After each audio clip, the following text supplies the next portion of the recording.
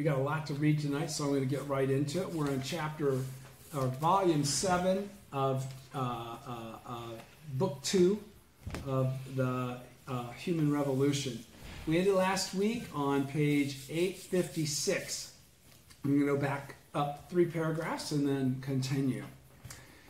He says, we cannot obtain genuine happiness until we discern and embrace the true philosophy of life. For practical purposes, this philosophy is embodied in the form of the Gohonzon. So only through fusing with the Gohonzon can we attain absolute happiness. Those who disregard this principle in their blind pursuit of science and learning correspond to intelligent people whom the Buddha so strongly denounces in the phrase, not one of the voice hearers or Pratyeka Buddhas is able to comprehend it. They are revering science and learning as their highest objects of devotion. Hence they suffer constantly from unhappiness. Some say religion is the last thing on which I would depend. Others complain, I am too shy to chant Nam Myoho Renge Kyo out loud. I am sure some of you used to say these things. Okay, but what is he also saying here? He says, we cannot obtain genuine happiness until we discern and embrace the true philosophy of life, which is chanting Nam Myoho Renge Kyo to the Gohonzon with the spirit of embodying the Daishonin's teaching of Buddhism of sowing, right? Okay, for practical purposes, this philosophy is embodied in the form of the Gohonzon. So this is one thing I want to say to people like Mr. Lee or anybody else, because Mr. Lee, you specifically asked a very important question about Gohonzon that I'm going to answer after we finish this chapter 7. So do understand that there are a lot of different objects of devotion in Nichiren Buddhism, and so we have to qualify what the Gohonzon really is. And a lot of people think they know what the Gohonzon is, and they actually don't know the full breadth of what the Gohonzon is, because they think of Gohonzon as that scroll that's hanging in the Butsunan. And there's 5 different definitions of the Gohonzon in the dictionary. So before we get there, if you want to go to Gohonzon under G and look it up, you'll see what I'm talking about. I will eventually discuss all of these after we've finished chapter 7. There's all kinds of stuff that we're going to touch on here that really needs to be clarified further than just reading through the text. So I'll do that after we finish the entire text. Let me continue. He says, I have a friend who is a popular writer. A few years back, one of his children fell seriously ill, and the doctor gave him no hope for recovery. As a final resort, my friend came to consult me. I told him, embrace the Gohonzon in earnest. Following my advice, he began to do Gongyo, locking himself in his study so that no one would see. This example shows how difficult it is for those in the worlds of learning and realization to comprehend the law of Nam Myoho Renge Kyo. The more argumentative people are, the less capable they are of understanding the correct teaching of Buddhism. Always keep this always in mind. If the people you are trying to convert belong to this category, remember the phrase from the Expedient Means chapter and teach them calmly and patiently. Even if they refuse to take faith, control your temper and don't threaten them senselessly by saying such things as, you will be punished if you don't take faith. Continuing from where we left off last week, bottom of page 856. Proceeding with his lecture on the Expedient Means chapter in this relaxed manner, Toda implanted one after another of Nichiren Daishonin's teachings deep in the mind of each participant. All of Toda's lectures, which appeared to be spontaneous, were actually carefully planned to give modern interpretations to difficult Buddhist teachings in order to inspire people's everyday lives. In Toda, Buddhism and his daily life blended in perfect fusion. Thus, his explanations of Nichiren Daishonin's Buddhism were destined to become the greatest motivating force for the modern world. His prime point, with its infinite potential, had begun to lead society. Toda completed his lecture on the Expedient Means chapter in 2 evenings. To the participants, the hour and a half for each lecture seemed to pass in but a moment, leaving them refreshed and buoyant physically and mentally. It goes without saying that they began to recite the sutra every morning and evening with increased energy and enthusiasm. Also, They now realized that the study of Buddhist philosophy was not something remote, but quite close to them. Once a week on the evening of a Class A lecture, they gathered joyfully at Toshima Public Hall, the Gosho and the liturgy in their hands. The lecture on the lifespan chapter was divided into 4 sessions. Toda exhaustively elaborated on his own experience of awakening through the words and phrases of this chapter, interspersing wit. The highest philosophy of life penetrated steadily into the participants' minds, carried by the stream of the lecturer's pure and spontaneous humor. Humor is not mere joking. It brings about laughter as natural as the universe itself, arising of its own accord from the supreme law.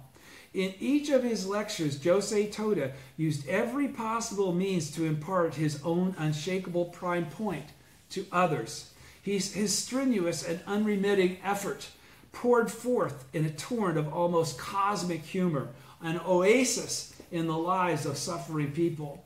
Warmly enveloped in Toda's wit, the listeners would forget for a while all the hardships of their daily lives. They felt as if they were directly observing the absolute core of Buddhist philosophy.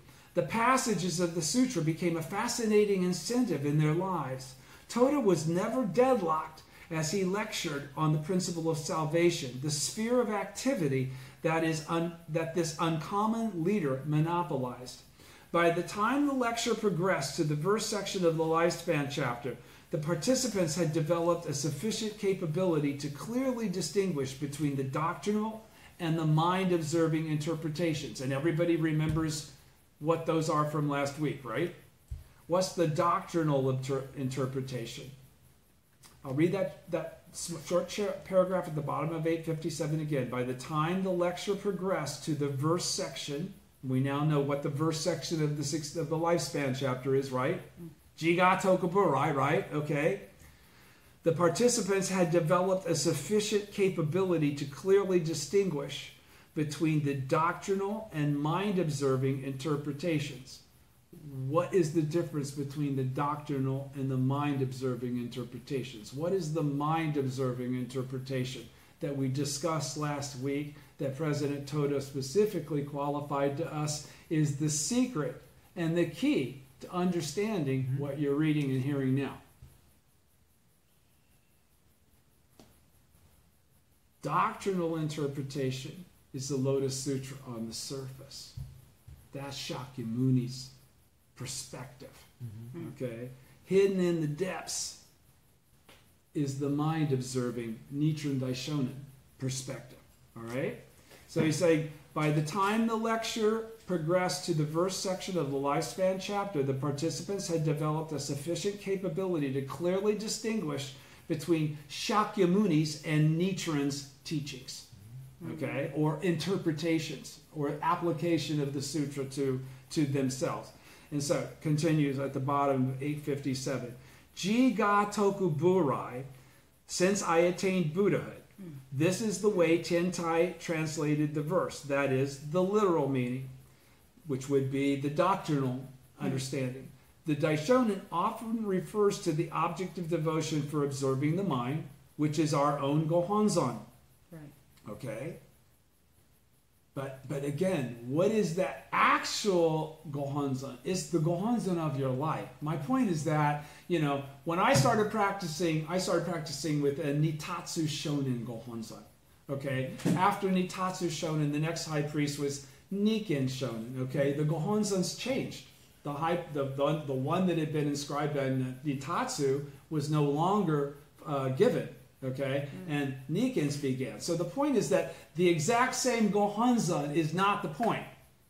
All right, the point is that Gohonzon has a correctness about it that allows the real Gohonzon in your life, which is all the same. The Gohonzon in my life is the same as the Gohonzon in your life, regardless of what kind of manifest Gohonzon you're engaging. Do you understand what I'm saying? So so. Jiga Tokuburai, since I attained Buddhahood. This is the way Tentai translated the verse, that is the literal meaning. The Daishonin often refers to the object of devotion for observing the mind, which is our own Gohonzon. What then are the literal objects of devotion? the literal objects of devotion? And why is he asking that question? I'll read what they are. They are the statues of Shakyamuni, Amida, and other Buddhas, the kind that we often see in this country. So why is he qualifying it this way? Are you grasping this? It's what I just said. He's just saying it a different way. Don't think about what I said 20 minutes ago. Think about what I'm saying now. By the time the lecture progressed to the verse section lifespan chapter, the participants had developed a sufficient capability to clearly distinguish between the doctrinal and mind-absorbing interpretations. Jiga Tokuburai, since I attained Buddhahood, this is the way Tentai translated the verse, that is, the literal meaning. The Daishonin often refers to the object of devotion for observing the minds, which is our own Gohonzon, the object of devotion for observing the mind. When we just qualified the doctrinal and the mind-observing interpretations earlier, right? That's what we're trying to qualify. This interpretation comes from yes, exactly. That's the point. Okay? It's not a teaching. It's not a bunch of words. It's your original state. It's your Buddhahood. Okay? That's conveyed to you by you. You're the only one that can come to the realization that you are eternally endowed with the three bodies, and for that to not just be happy talk. Okay? No one else can do that for you.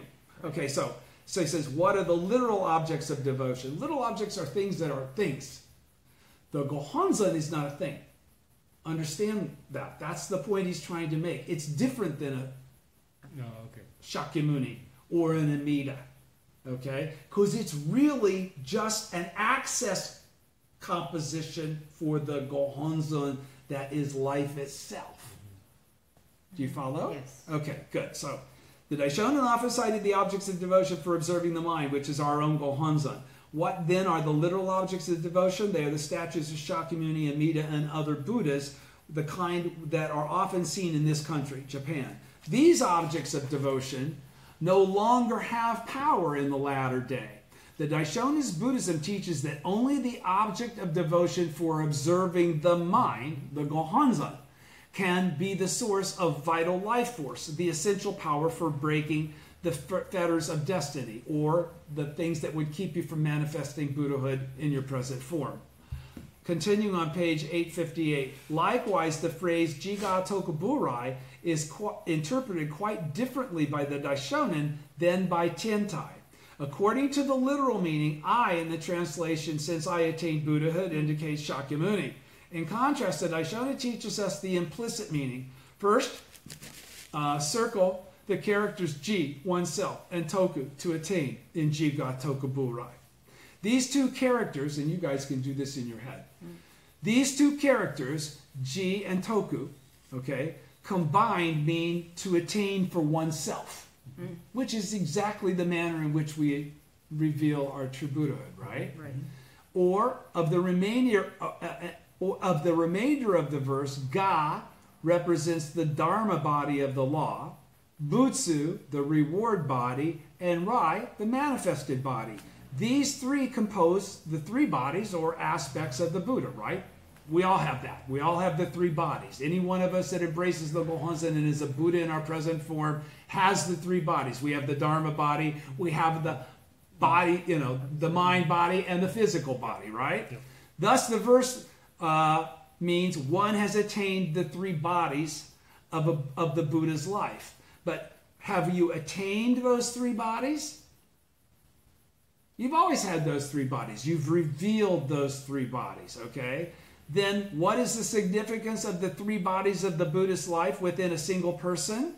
Of the three, the Dharma body signifies the essential life that qualifies one as a Buddha. That is the Nam-myoho Renge-kyo, the original state that exists in all things, okay? Not just us.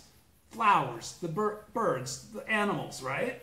The environment in every way. Of the three, the Dharma body signifies the essential life that qualifies one as a Buddha. The reward body refers to the entity that imparts the Buddha's wisdom to us. And the manifested body represents the figure of Nichiren Daishonin, who bears the above two attributes made his advent in the latter day of the law. So let me go back again. Here, pardon me. Because he's making a very deep point here. I don't know if you'll be able to necessarily grasp it immediately. I'm sure you will. You're okay. What then what is the significance of the three bodies of the Buddha's life within a single person? So whenever we talk about eternally endowed with the three bodies, it's a throwaway. We say it all the time. What does that really mean is what he's about to qualify here. Rather than just say Dharma body, reward body, it's real easy. Dharma body is the spiritual side. Then the reward body is the mind that can perceive it, and the manifested body is the body that can move around and do it. That's also simple, isn't it? But it's really not. He says, of the three, the Dharma body signifies the essential life that qualifies one as a Buddha. That's your Buddha nature. The reward body refers to the entity that imparts the Buddha's wisdom to us. And the manifested body represents the figure of Nichiren Daishonin who, bearing the above two attributes, made his advent in the latter day of the law. So once again, why is the Gohonzon not being referenced as a object of devotion, as he did a minute ago? Because when you chant Daimoku to the Gohonzon with faith, it is no longer an object. It's the living life of the original teacher. And that's difficult to understand and difficult to believe, but that's the case. And that's why I call the Gohonzon Nichiren. It's not something, that's not like a throwaway. That's the literal manner in which I perceive it. That's the literal manner in which he's explaining it. Mm. Take it from the Josei Toda, which I always did, which is why this has all worked for me for so many years. Mm-hmm. Okay, he says, what is the significance of the three bodies of the Buddhist life within a single person? Of the three, the Dharma body signifies the essential life that qualifies one as a Buddha. All living things, everything has that, right? The reward body refers to the entity that imparts the Buddha wisdom to us, the original teacher, of which there's no separation between us and that teacher, right? And the manifested body, which all of us also retain exactly the same. The figure of Nichiren Daishonin who, bearing the above two attributes, made his advent in the latter day of the law. This principle also applies to our own lives. Okay, because that's the point. If it applies to Nichiren that way, the way I just described it, it also applies to us in exactly the same way when we accord our lives with the synchronicity of being of the same mind as Nichiren. Right. When we're living as the Buddha in the nine worlds, just like Nichiren did, we too have these last two manifested bodies already present in our existing life. Okay? This principle also applies to our own lives. Take, for instance, the man named Josei Toda. He's saying, as he's speaking, he's saying, take me, for instance. His life, or the essence of his life, is the Dharma body. His ability, although limited to give a lecture, equals the reward body, the teacher. His lecturing self, the 53-year-old body, my mouth, my tongue, the thing that allows me to communicate, this 53-year-old body corresponds to the manifested body. One must attain enlightenment of the three bodies in a single person for oneself. And this is for Tawana, baby. This is it straight from President Toda. All right? This is where the teaching comes from that says no one else can help you learn Buddhahood. One must attain the enlightenment of the three bodies in a single person for oneself. In other words, no one can learn the state of Buddha from another person. No one. No one. This is a realization. You may learn all about the Lotus Sutra from me or master the profound principles of Buddhism, and then you may ask me, what is Buddhahood like? There is no way to answer such a question. You must acquire the life condition of Buddhahood on your own. And it's the truth. Yes. To attain Gaburai for oneself, this in itself is the state of Buddhahood. Okay, or the state of Buddha. The Daishonin teaches that if you continue to chant Nam Myoho Renge Kyo to the Gohonzon, you will never fail to attain the enlightenment of Ga Bu Rai, or the three bodies in a single person. This is what Jiga Tokuburai means in view of Nichiren Daishonin's Buddhism. Continuing on page 859. Toda knew that Buddhahood exists. He also knew that it was impossible to explain this particular state merely through words. He could only hope to help people perceive it and attain it for themselves. The difficulty of the lifespan chapter lies in its elucidation of eternal life. How to grasp the eternity of life constitutes the heart of faith, and not theoretically, but actually. That's the whole key, because you can mind candy yourself into a sense of like, I got it down, and you really haven't yet. All right? Toda continued to speak in a calm tone as he proceeded to the next verse. Sho kyo sho koshu. Muryo yako senman, okosai azogi, Joseppo kyoke, mushu oku shujo, ryo nu o butsudo, nirai muryo ko, ido shujo ko, hoben gen nehan, nijitsu fu metsudo, joju shiseppo. Okay, and he continues. Since Jigatoku Burai is not in there anymore, right? But we know what that means, right? Mm-hmm. Since I attained Buddhahood, the number of kalpas that have passed is an immeasurable hundreds, thousands, 10,000s, millions, trillions of asamyaks, that's a time period. Constantly I have preached the law, teaching and converting countless millions of living beings, causing them to enter on the Buddha way. All this for immeasurable kalpas, in order to save living beings. As an expedient means, I appear to enter nirvana, but in truth I do not pass into extinction. I am always here preaching the law. I am always here. Okay? And this is point 2 of chapter 16 of the OTT. The Daishonin goes right into there is no ever flow, there is no existence and non-existence. Okay, so President Toda continues. From these passages, we realize that the Daishonin's life has always existed in the great universe, as has all life. It was not just when he made his advent into this world 700 years ago that he first attained Buddhahood. If he's the original teacher, he did it sometime prior to that. It is not true, then, that he attained the state of Buddha after practicing Buddhism at Inrakuji Temple of the Tendai School on Mount Hei, which some of the other Nichiren schools claim. All right? The above quotation indicates that the Daishonin was a Buddha since time immemorial, always teaching the Buddhist law in the great universe. Here, the question arises, one that has direct relation to us.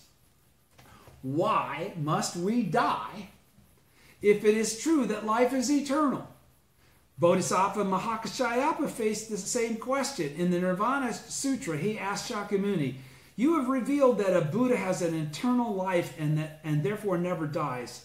Why is it then that you are now about to die? Because he's in the Salgrove, right? He's Nirvana Sutra, he's about to die. He says, I suspect that what you have taught us is not the truth. True, life is eternal, but the Buddha dies only as a means to an end.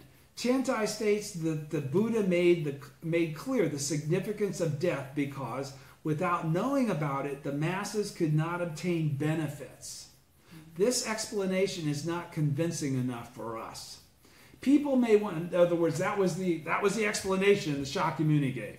You know, life is true, life is eternal, but the Buddha dies only as a means to an end. All right? People may wonder why they should not live as long as they want if life truly does continue on for eternity. As I explained earlier in my lecture on the prose section of the lifespan chapter, if we never die, serious consequences, very serious ones indeed, would follow. I can't even imagine what it would be to not die. I mean, seriously. As you all will feel as you get closer and closer to whenever that time might be. All right. People may wonder why they should not live as long as they want if life truly continues for eternity. As I explained earlier in my lecture on the prose section of the lifespan chapter, if we never die, serious consequences, very serious ones indeed, would follow. By means of death, we prevent such mishaps. Furthermore, the wonder of it is what we cannot anticipate. Pardon me. The wonder of it is that we cannot anticipate the exact moment of our own death. Thus, death is in itself a mystic law. A law because we are all destined to die, and mystic because we cannot foretell the time of our death. Nichiren Daishonin explains that he dies to reveal to us the law of birth and death. True, we have an eternal life, but as years pass, we age. Perhaps you may wonder if there is a medicine that will make you young again, a drug of which even a single tablet would make you a baby again. The invention of such a rejuvenator will certainly get a dozen Nobel Prizes, but actually it is impossible to expect such a miracle drug. After completing all of our tasks in this world, we die at the age of 70 or thereabouts, and are born again as babies with our lives rejuvenated. By this, I do not mean in any way that we are reborn. Do you understand why he said that? Why? To the mild surprise of the audience, Toda put a cigarette between his lips and lit it. The smoke rose and hovered over the platform. Reborn is a very misleading word. Now, why does he say? Why does he say? I do not mean in any way that we are reborn. You won't be born as the same person again. Exactly, because what are you right now? Are you a person? We call it a person. Mm-hmm. But how do you, when we break down what is a person? Temporary gathering of five temporary gathering of the five components. So since those five components temporarily gather based on the manifest causes that have, induced them to coagulate in that fashion, that's create our karmic entity. So let me continue. You do understand what he's talking about. He's talking about we are all, again to clarify, I know you know and I know you know. We're all temporary gatherings of the five components. We don't sustain identities like Tom doesn't go into the next life. That temporary gathering dissipates. And what reforms in my next life will be a manifest recipe that I created through my own actions and causes in this life. Okay? Yes. So, he says, reborn is a very misleading word, Toda continued. Look at this cigarette. And mind you, don't think that I'm doing this because I felt a sudden craving for a smoke. I'm trying to teach you something. All right? Now look. When this cigarette has burnt nearly to its end, how would you describe it? Certainly you would think a person crazy if he said, say, the cigarette has been reborn. Uproarious laughter thundered through the auditorium. The cigarette continued to send a thin wisp of smoke into the air. There was no doubt that the cigarette was undergoing a process of combustion, not one of reproduction. Right? Okay. So let me give you another example. While performing gongyo every day, you see the stick of incense burn and become shorter and shorter. In this case, you would not say that the long stick is reborn into a short one. The stick of incense is never reborn. It only goes on burning. The same holds true with our life. Life continues to exist from this to the next existence of life. Do you understand that point, though? Yes. Let me continue to read the rest of the paragraph because that's a tricky one now. When I said that, you go, okay. Let's go over that one. He says, this stick of incense is never reborn. It only goes on burning. The same holds true within our life. Life continues to exist from this to the next existence of life. It is never reborn. It is one with the life of the great universe. The universe has neither beginning nor end. It continues to exist eternally. However, as year after year passes, we grow older and we have no available means to regain youth. For this reason, we enter the state of nirvana or death. We die and are born again with our lives completely rejuvenated and invigorated. What is his point?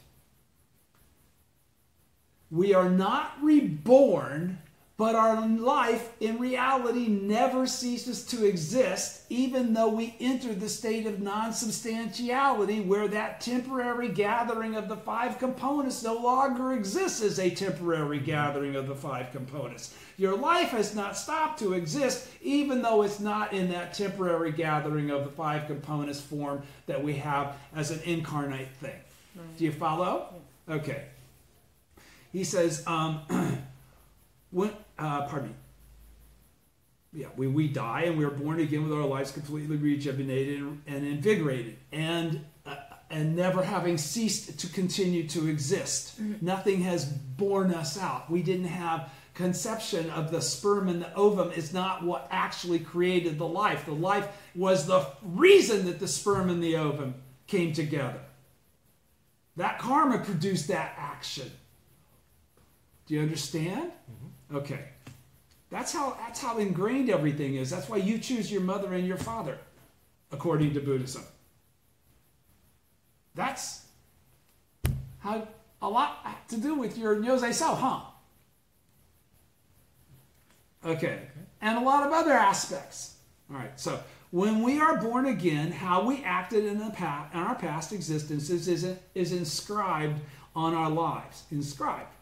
In other words, our past actions are transformed into our destiny or fate, which in turn becomes part of our lives. Hence the necessity of Buddhism, the philosophy of life. It is natural to say that what one did in the past has no relation with our present existence, but the reality of life belies this, even though it may sound reasonable. It is natural to say that what one did in the past has no relation with our present existence, but the reality of life belies this, even though it may sound reasonable, that what you did in a past life wouldn't have a reason to be something that manifests or has an impact on this life.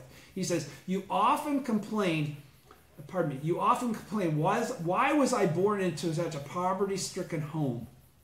Or, why am I not smarter? Or, what on earth causes such trouble in my business, even when I'm making every effort? A deeper exploration reveals that all these troubles are caused by something you did in your past existence. That's why when we become angry or place those emotions at anything other than the reality of our own karma, we're expressing delusion. Mm-hmm. And that's why usually when we chant Daimoku, that delusion leaves and we realize it's all on me. You often complain, why was I born into such a poverty-stricken home? Or why am I not smarter? Or what on earth causes such trouble in my business even when I am making every effort? A deeper exploration reveals that all these troubles are caused by something you did in your past existence. Still, merely tracing past causes is meaningless. Understanding your karma doesn't do shit, really.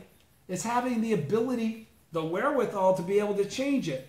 We must learn how to overcome our difficulties. Those things that we were born into this world with, as supposedly an extension of our karmic past. But if our karmic past was to constantly leave the 10th world and the Buddha realm, to be in the Sahe world with everybody else, and lead them to the state that we were led to once upon a time, we actually create the appropriate karma. That's called deliberately creating. That's Ganken O Go. You won't find it in the dictionary. It is the term in the predication, though, theoretically, of how this karma in a Buddha would come about so that we manifest as a common mortal kind of a thing. We are not born as Prince Siddhartha. At least I wasn't. Okay? He says, we must learn how to overcome our difficulties. So those difficulties are really the skill set that we created in the past, because there's none of those difficulties that we will have any difficulty overcoming. As Buddhists, they're there for us to prove and validate our Buddhahood. They're there as the incentive, the candy. People can see the result to encourage them to come along. The method is very clearly formulated in Nichiren Daishonin's Buddhism. In any case, We must die in order to be born anew. This is the principle of, as an ordinary means I appear to enter nirvana. Hobengen Nehan. Nehan, or nirvana, indicates death, or a state in which our life is fused into the life of the great universe. It's the state of non-substantiality. Almost unconsciously, the participants had now become philosophers. Hearing a lucid explanation of death, the greatest problem of human life, they naturally began to ponder it deeply. And absolute silence reigned in the hall. Continuing on page 862. You may be unconcerned about what you did in past existences, President Toda continues, but that will not solve the fundamental problem of your life. You are responsible for your deeds in previous existences, because life continues to exist eternally from the infinite past, so there's no beginning. You may be unconcerned about what you did in past existences, but that will not solve the fundamental problems of life. You are responsible for your deeds in previous existences, because life continues to exist eternally from the infinite past. On the other hand, even if you found out that you are suffering from poverty in this world because you were a thief in the past, that knowledge alone would not save you from your present hardships. As I always point out from the philosophical point of view, our body completely changes in every part, from our eyes to the marrow of our bones, every 5 to 7 years. This is a well-known medical fact. Taking advantage of this doctrine, some of you may say, I do not need to pay my debts that are 5 years overdue because my body is not what it was at that time. Creditors, however, will not accept that excuse. They still come to you to collect money. By the same token, we may naturally take responsibility in the future for the results of our actions in the past. Time passed quickly, Toda's voice resounding to all corners of the auditorium. It is easy to understand this principle theoretically, but difficult to actually live. Nichiren Daishonin, therefore, teaches us that we are people of meager virtue, but if we embrace the Gohonzon, we are forgiven whatever wrong deeds we did in the past existences. Moreover, we can obtain the same rewards as those we receive for our good deeds. Turning poison into medicine, right? What is most important then is the faith that will enable us to revolutionize our lives. So what did he clarify is the most important thing? It's not the knowledge. It's not anything other than the faith that gives you that mechanism, that empowerment to be able to actually change your destiny. I am certain that quite a few of you are suffering from extreme poverty. Reflected in the mirror of Buddhism, you may find out that you were thieves in the past. If so, what a great number of rascals we have among us. By embracing our object of devotion for observing the mind, however, even such people as us see their past sins, our past sins, vanish through the power of the Daishonin's teaching, and will obtain the same rewards as if they had bestowed huge sums of money to the poor and the needy instead of being thieves. All right? It all depends, of course, on the strength of your faith, as the Daishonin states in the Gosho. Again, why is it that despite the doctrine of eternal life, we are destined to die? Well, the answer is given in the lines, as an expedient means I appear to enter nirvana. But in truth, I do not pass into extinction. I am always here preaching the law. Actually, the Buddha does not die. He has always existed in this mundane world teaching the law. Here, in the above quotation, indicates the Sahe world. Literally, the world of endurance, this world that we all live in. That is, this world of ours where we must endure suffering and exercise the utmost patience in order to continue living. From our standpoint, to teach the law means to engage in activities. To be more specific, it signifies our constant devotion to propagation campaigns aimed at the attainment of Kosen Rufu. It also corresponds to the character Kyo of Nam-myoho Renge Kyo. Applying this principle to ordinary creatures, even a rat's squeak or a dog's bark constitutes a sutra. Your utterance, as well as mine, is also a sutra in itself.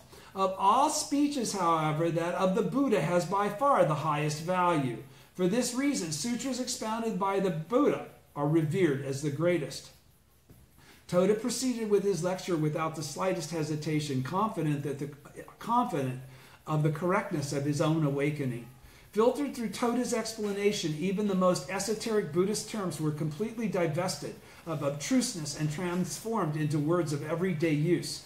Perhaps no other person had ever given a lecture that embraced such a profound philosophy, yet was connected so directly to the true nature of human life. For Toda, the correct teaching of Buddhism existed in the reality of life itself. He was not applying Buddhist principle to actual life. He didn't need to do so because he had learned through his own enlightenment that the essence of Buddhism was one and the same with the reality of life.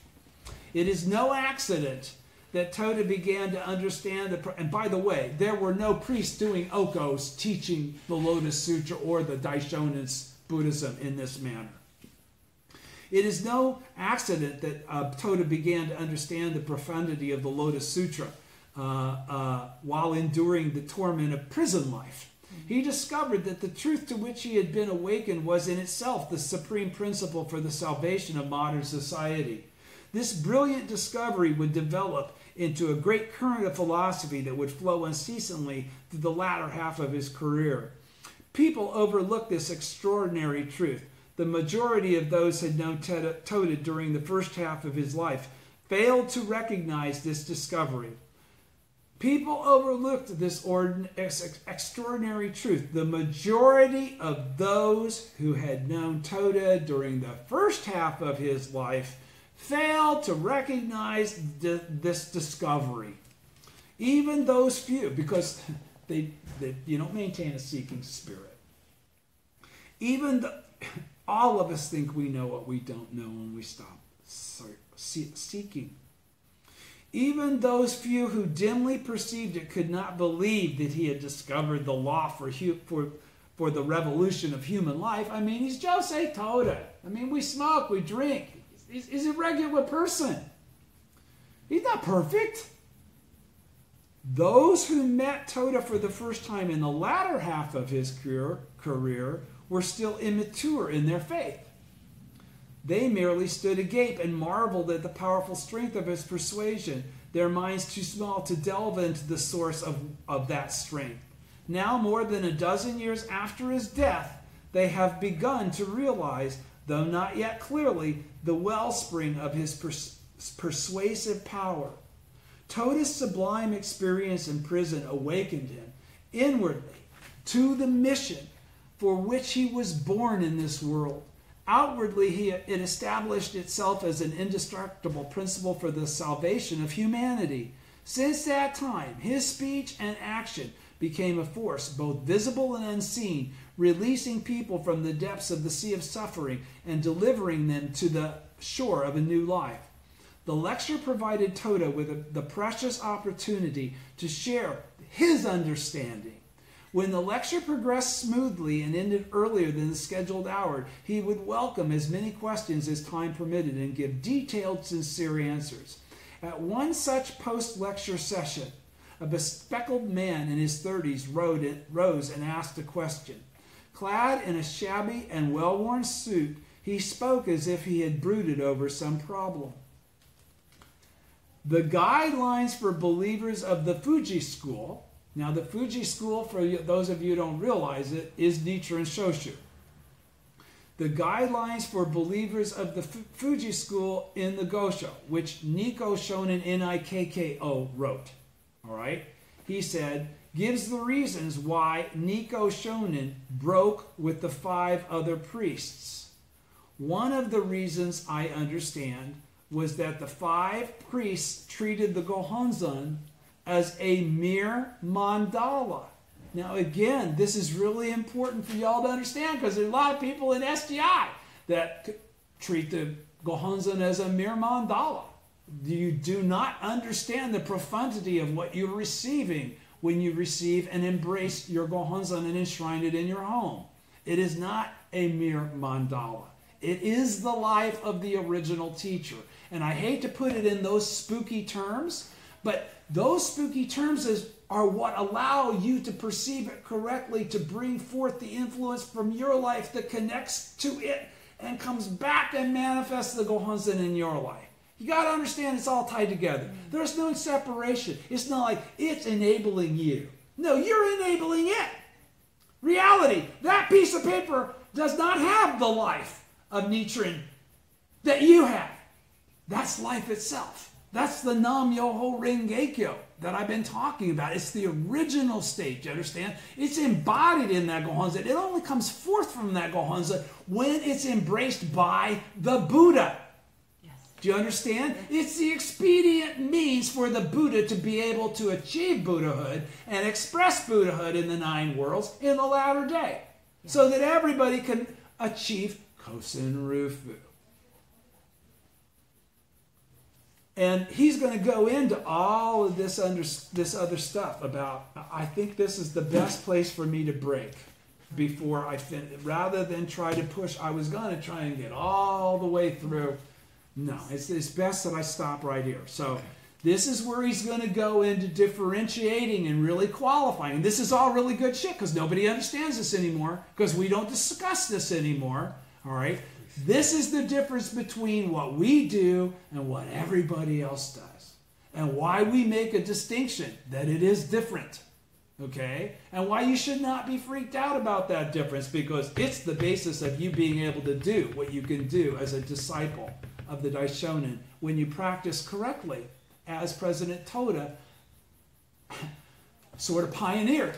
The basis of it sure worked for me. That's all I'm trying to do is to share it with you and to provide you to know where to go read it again after I'm dead and gone and in Ku. And I'll be waiting to come back out to talk to all of you again. Frankly speaking, we've all done this before. According to the teaching, there's a single person listening to me that I don't already know. See you next week. Thank you. Thank you.